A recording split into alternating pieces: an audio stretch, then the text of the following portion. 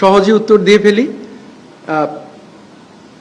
দেশের সক্ষমতা বৃদ্ধি পাচ্ছে, সেক্ষেত্রে আমাদের প্রয়োজনীয়তাও বৃদ্ধি পাবে, খুব স্বাভাবিক।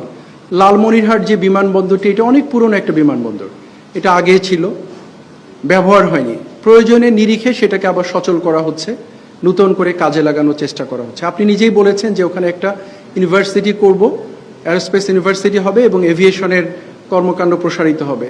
তো উত্তরটা এটার মধ্যেই নিহিত রয়ে গেছে। প্রয়োজনের নিরিখেই এই বিমানবন্দরটিকে সচল করা হচ্ছে এবং দেশের অ্যাসেট দেশের প্রয়োজনে ব্যবহার হবে, এটাই খুব স্বাভাবিক। এতদিন প্রয়োজন হয়নি, ব্যবহার হয়নি, এখন প্রয়োজন পড়েছে, ব্যবহার হচ্ছে এবং তার কারণে এটাকে নতুন করে সংস্কার করা হচ্ছে, কলেবর বৃদ্ধি করা হচ্ছে, সেখানে নতুন কর্মকাণ্ড পরিচালনা করা হবে। চীন এই বিমানবন্দর ব্যবহার করবে কি না, কবে ব্যবহার করবে, এ ব্যাপারে কোনো তথ্য আমার কাছে নেই।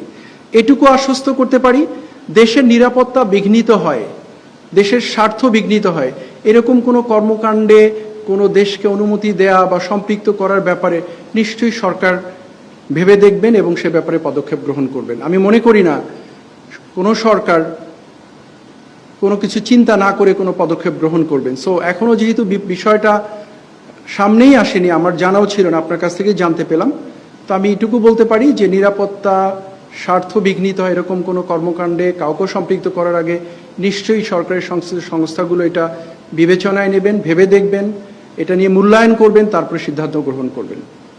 Thank you. দেখুন, এই বিষয়ে যেটা নিয়ে আমি সামনে দাঁড়িয়েছি এবং যেই প্রশ্নটা করা হয়েছে, অত্যন্ত স্পর্শকাতর একটা প্রশ্ন।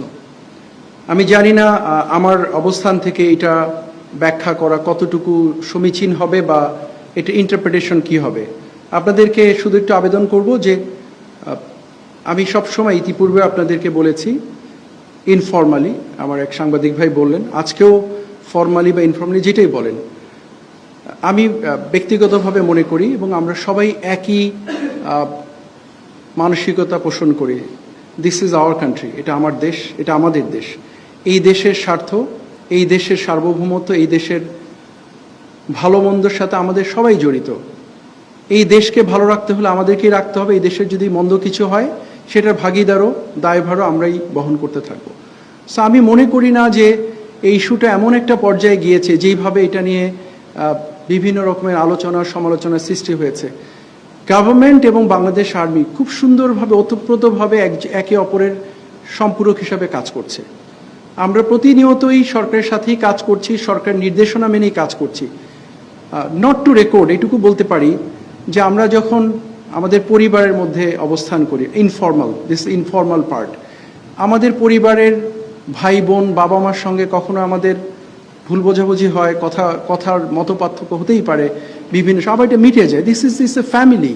সো দেশ চালাতে গিয়ে বিভিন্ন স্টেক হোল্ডাররা বিভিন্ন সময় কথা বলেন, কথা বলতে পারেন।